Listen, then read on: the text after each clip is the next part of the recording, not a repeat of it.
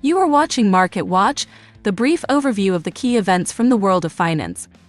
The head of the U.S. Federal Reserve, Jerome Powell, left the upcoming meeting of the Open Market Committee without intrigue. I can't say that it was, because yesterday we talked about the fact that the Fed will not raise the interest rate on the 1st of November. And now Jerome Powell himself has confirmed this, trying to convince investors that he is ready to raise the rate in December. He again emphasized the still high inflation. Therefore, the absence of obvious problems in the U.S. labor market may pave the way for another increase this year. Nevertheless, investors did not believe too much in the willingness of the U.S. regulator to raise the key interest rate. Most likely, the next decision will depend not so much on the internal state of the U.S. economy and its individual sectors, as on the geopolitical situation in the world. After all, it was this factor that influenced the current decision, and in fact, forced the head of the Fed to warn the markets in advance about the absence of further tightening of monetary policy. The fact that the head of the Federal Reserve is trying to calm investors becomes obvious after analyzing the price chart of the S&P 500 index.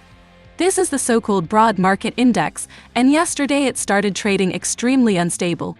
In just a few hours, it collapsed by more than $35, then in an hour it grew by $40, and again collapsed by $60. The reason is well known to everyone. This is a military conflict in the Middle East, which can expand geographically, involving new countries. This is a really negative scenario for risky assets, which are stocks and, of course, stock indices. The sell-off in the stock market is supported by the presence of an extremely profitable alternative in the form of U.S. government bonds. Recall that the yield of 10-year securities is approaching the mark of 5%, while shorter-term bonds, for example, with repayment in 4 or 6 months, were trading with a yield above 5.5%.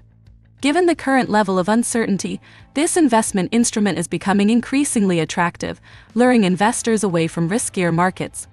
The high yield of U.S. government bonds also supports the U.S. currency, especially in pairs with currencies of developing countries.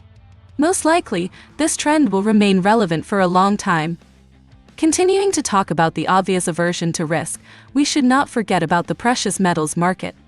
Gold is approaching historical highs, confirming the predominance of panic in the financial markets. Nevertheless, the potential for growth is still quite large, especially given the complete absence of any prerequisites for the end of the military conflict in the Middle East. But at the same time, it is necessary to understand that investors can start taking profits on previously opened long positions. After all, gold has already risen in price by more than $140 since the attack on Israel on October 7. That's all I have. Follow the news carefully and be prepared for all the surprises of the market.